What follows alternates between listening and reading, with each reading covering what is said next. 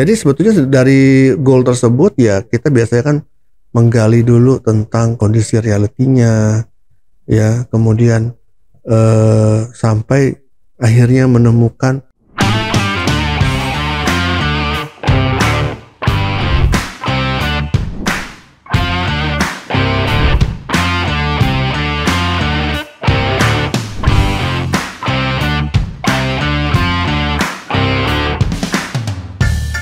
Halo teman-teman, kembali lagi dengan saya Aisyah di YouTube channel Dunia Leadership Coaching. Oke teman-teman, pada kesempatan kali ini kita mau bahas lagi nih, membagi informasi lagi mengenai 7 fasa percakapan coaching. Nah, apa sih 7 fasa percakapan coaching itu? Pengen kita bahas lebih lanjut nih pada sesi kali ini. Sebelum lanjut, kita simak yang berikut ini dulu ya.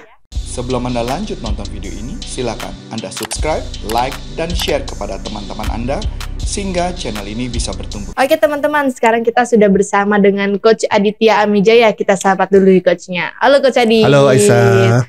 Halo Coach. Ya. Gimana Coach? Masih semangat terus gak nih Coach? Masih. Oke. Matanya sipit banget ini Coach, kurang tidur kali ya? Sipit sih. Gimana? Ya letih. Lelah ya Coach ya? Letih, lelah, lemas. Aduh, 4L berarti ya Coach ya? Ya banyak kesibukan aja sih ya. Gak sempat istirahat tidur. Lebih dari 3 jam sehari. Oh. Tapi harus tetap menjaga kesehatan ya Coach ya, tidurnya, makannya, apalagi kita harus meminum vitamin. Kayaknya gitu ya. Emang punya vitamin ya, terus nanti mungkin perlu pijit ya. Pijit penting. Oke, OTW berarti nih ya Coach ya abis ini. Pijit 2 jam, 3 jam. Waduh, hancur dan badannya dipijit 2 jam. Kecil. Nanti jadi pules tidurnya gitu Coach. Nanti lihat badannya lemas semua. Oke Coach, kita lanjut ke pembahasan ya Coach ya. Kita sekarang mau bahas mengenai 7 fasa percakapan coaching nih Coach nih. Kan di dalam coaching itu ada percakapan step by stepnya mungkin gitu ya Coach ya. Oke, ya. Itu kita Terus, mau bahas nih. Ada gitu. apa aja sih di dalamnya? Ada 7 step gitu ya maksud Muhammad. Oke, ya. Jadi coaching itu percakapan yang memang berdayakan ya. Dan terkadang seringkali orang-orang yang baru belajar tentang coaching itu agak kesulitan untuk melakukan sesi coaching yang berupa percakapan yang ngeflow gitu ya. Apalagi mereka juga masih harus memikirkan tentang 8 kompetensi yang harus dipraktekkan.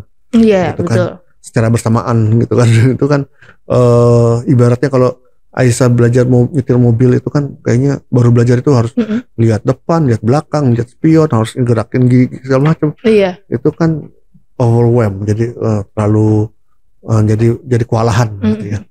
Sama gitu untuk para coach baru ini, untuk bisa mempraktekkan secara full kompetensi itu nggak bisa langsung instan mereka sanggup ya, jadi harus proses gitu ya. Nah untuk mempermudah proses itu biasanya ada yang namanya kayak framework coaching atau step-step coaching yang bisa menjadi panduan mereka dalam melakukan coaching gitu ya. Walaupun sebetulnya kalau kayak gitu kan kesannya kayak mekanistik banget ya coaching.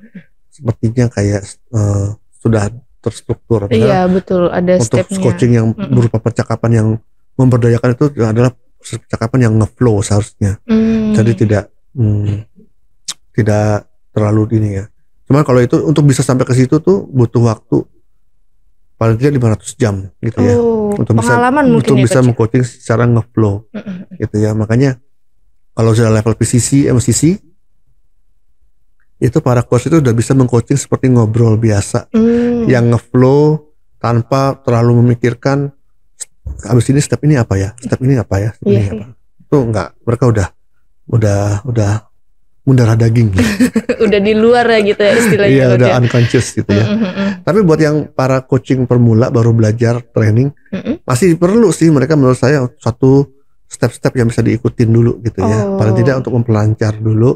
Nanti pada saatnya waktunya sudah terkumpul 300, 400 jam, 500 jam, akhirnya mereka bisa ngeflow sendiri gitu loh. Nah, jadi itu yang tadi mungkin maksud saya yang kamu katakan itu ada yang 7 langkah atau 7 step atau apa macam-macam sih gitu ya.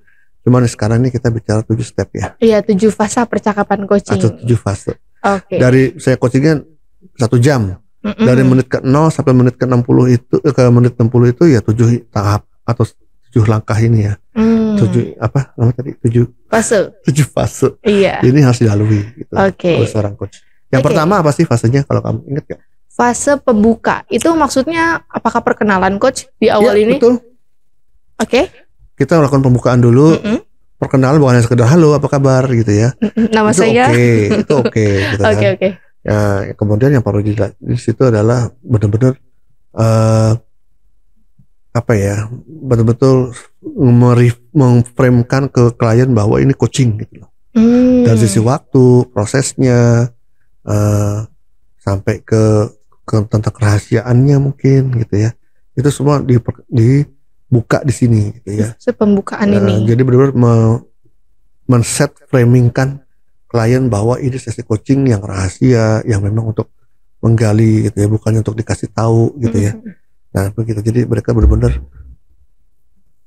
sudah terframe bahwa ini adalah sesi coaching sehingga prosesnya nanti bisa lebih lancar gitu. Oh, berarti semua halnya yang berkaitan dengan proses coaching yang akan dilaksanakan itu dijelaskan di fase pembukaan ini nih ya coach ya.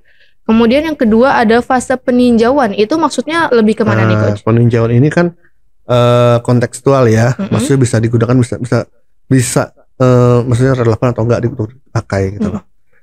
Peninjauan itu maksudnya gini, ini adalah meninjau hasil-hasil action plan yang dia laksanakan, yang dia sudah laksanakan semenjak sesi sebelumnya. Oke. Gitu ya.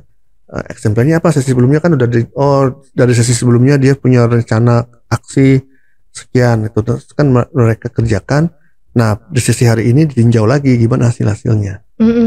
Cuma kan itu juga kontekstual ya. Iya, berarti memang diperuntukkan untuk yang sudah melakukan sesi coaching sebelumnya gitu ya yang coach pertama ya. Itu.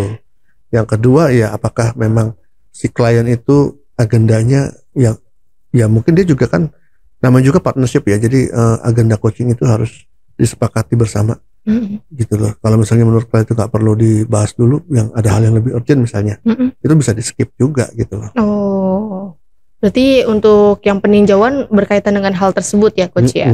Kemudian yang ketiga ada fase topik. Apakah di sini menentukan topik dari klien yang topik ingin? di sesi ini, topik dan goal, mesepakati agenda yang mau dibahas apa. Itu di sesi ini tuh ya. Mau dibahas, mau tentang apa nih yang mau dibahas, dan outcome apa yang, goal apa yang mau dia capai di sesi ini terkait dengan agenda tersebut gitu ya, terkait dengan topiknya ya, dan bagaimana ukurannya, keberhasilannya seperti apa, yang merupakan ukuran keberhasilan dari sesi ini apa menurut dia. Itu juga disepakati di tahap ini ya.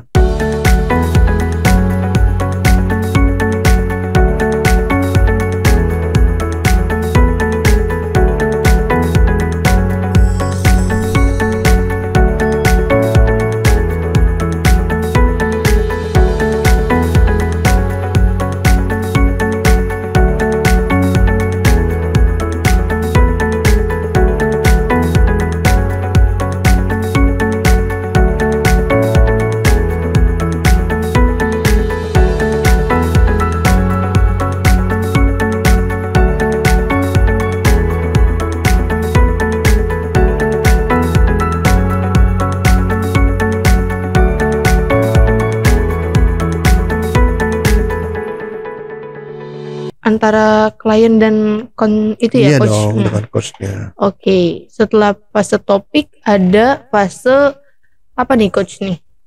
Perubahan baru, new awareness ya.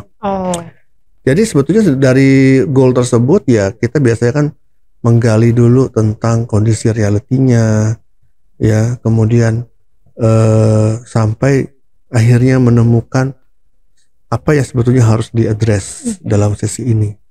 Goal sih goal gitu ya, dia punya goal. Biasanya goal kan sesuatu yang sifatnya doing ya, perilaku. Saya mau mencapai ini bagaimana caranya bisa melakukan ini. Cuma di balik itu biasanya kalau dalam coaching itu ada nih hal-hal yang memang perlu digali lagi. Sebetulnya apa sih yang menghalangi dia untuk mencapai goal tersebut? Apa yang harus dia improve dalam dirinya agar bisa mencapai goal tersebut. Strength apa yang dia miliki sebetulnya dalam dirinya yang bisa menunjang dia dalam pencapaian goalnya. Itu semua yang akhirnya digali, dan akhirnya kalau itu ditemukan berarti kan dia mendapatkan awareness baru. Iya, perubahan baru itu. Awareness baru gitu tentang situasinya sekarang dan bagaimana awareness baru ini bisa dimanfaatkan untuk membantu dia mencapai goalnya. Gitu. Oke, dari fase perubahan sampai akhirnya dia memiliki awareness baru gitu ya Coach ya. Ada selanjutnya itu tindakan nyata. Gimana Coach? Ya gini, karena walaupun dia sudah mendapatkan awareness baru, belum tentu dia melakukannya ya. Belum tentu dia memanfaatkan awareness baru ini agar dia bisa mencapai goalnya. Ada orang yang awareness, dapat awareness, dia langsung bisa merumuskan sendiri nih apa yang harus dilakukan selanjutnya. Ada yang perlu difasilitasi gitu ya. Bagaimana mentranslate awareness baru yang dia dapatkan itu menjadi suatu tindakan nyata yang akhirnya betul-betul memberikan perubahan buat dia gitu. Berarti memang seorang coachnya juga penting gitu ya untuk gimana caranya klien ini bisa melakukan tindakan nyatanya. Betul, gitu ya, justru disitulah fase tahap di mana klien itu bertumbuh gitu loh. Kalau dia sudah melaksanakan rencananya atau sudah mengimplementasikan awareness baru ini ke kehidupan nyata yang memberikan hasil buat dia, yang hasil yang positif gitu, itu baru terjadilah pertumbuhan dalam diri klien. Kalau cuman awareness baru aja, cuman awareness bagus sih, cuman setelah itu oh ya dia menyadari sesuatu terus nggak ada tindakan apa-apa ke depannya. So what gitu loh, kalau dia udah sadar sesuatu, kalau nggak ada perubahan dalam tindakan gitu loh. Sebelum Anda lanjut nonton video ini, silakan Anda subscribe, like, dan share kepada teman-teman Anda sehingga channel ini bisa bertumbuh. Untuk fase yang selanjutnya itu fase pemastian. Maksudnya gimana nih Coach? Ini memastikan bahwa action plan yang sudah dia rencanakan, kan tadi kan dia udah menemukan action awareness baru. Dari awareness baru kita fasilitasi dia bagaimana sih menerapkan awareness baru ini dalam kehidupannya ya untuk mencapai goalnya tadi kan. Oh dia bikin rencana aksi tindakan gitu ya. Dan apakah itu benar akan dilakukan, belum tentu juga kan. Iya betul gitu. Berarti ini PR buat seorang coachnya, memastikan agar klien itu betul-betul berkomitmen untuk melaksanakan rencana tindakannya ya, sesuai dengan tenggat waktu yang sudah dia tetapkan sendiri gitu loh. Komitmennya seperti apa gitu. Dan ya memastikan agar tidak ada alasan lah untuk tidak melakukan gitu. Oke, berarti kayak seorang coach harus memastikan juga ya apa yang action plan yang sudah dibuat oleh kliennya gitu. Sampai akhirnya pada tahap yang terakhir itu ada fase checkpoint. Ini sebagai seorang coach ngapain ini Coach di checkpoint? Fase checkpoint itu bukan terakhir sih sebetulnya. Tapi itu bisa terjadi di tahapan manapun di 1 sampai 6 tadi. Ya, untuk memastikan apakah percakapan atau diskusi coaching ini masih relevan nggak sih dengan goal yang mau dia capai di awal gitu. Kadang kan kalau misalkan dalam proses coaching suka ada loncat sini ya karena udah pembahasan jadi semakin kadang juga kan ngobrol ya. Iya. Nggak bisa dihindari juga nanti percakapannya jadi nggak relevan lagi dengan goal yang progres dari percakapan itu udah nggak relevan lagi dengan goal yang sudah disepakati di awal. Jangan-jangan di tengah-tengah itu dia menyadari bahwa ada hal yang mau dicapai, yang hal baru yang mau dicapai. Gitu. Jadi goal yang sebelumnya itu diubah, bisa jadi loh. Gitu. Berarti seorang coach juga harus menarik lagi gitu ya kalau pembahasannya udah di luar jalur gitu ya Coach ya. Gitu. Dipastikan agar percakapan sejauh ini tuh masih cocok gak sih dengan agenda yang dia inginkan gitu. Berarti kurang lebih tahapan-tahapan sebagai coach pemula kali ya Coach ya, karena kan ya seperti ini sebagai panduan aja sih sebagai seorang coach pemula agar mereka tuh ketika meng-coaching itu juga tidak bingung ya, ngawur segala macam. Abis ini mau tanya apa ya, abis ini mau tanya apa ya gitu kan. Nah, tapi kalau udah jam terbang udah semakin semakin banyak, tentu dia akan semakin lancar. Hal-hal ini tuh sudah nggak dibutuhin lagi. Akhirnya dia yang coaching ya secara ngeflow aja, gitu. Ngalir aja gitu ya. Ngalir aja. Itu kan butuh proses. Iya betul. Kasihan kalau peserta pelatihan kita kita paksa dia harus langsung bisa ngeflow gitu kan. Gitu. Oke, nah teman-teman, jadi untuk para teman-teman yang mungkin nih Coach nih, ini kan tahapan-tahapan sebagai coach pemula gitu ya teman-teman. Di sini ada teman-teman yang mau mengikuti atau belajar ilmu coaching, gimana nih Coach Adit caranya? Oh, kalau belajar coaching memang ya perlu belajar di lembaga pelatihan yang memang mengajarkan coaching, bukan mengajarkan materi lainnya ya. Ngakunya nggak tentang coaching, tapi yang diajarkan beda.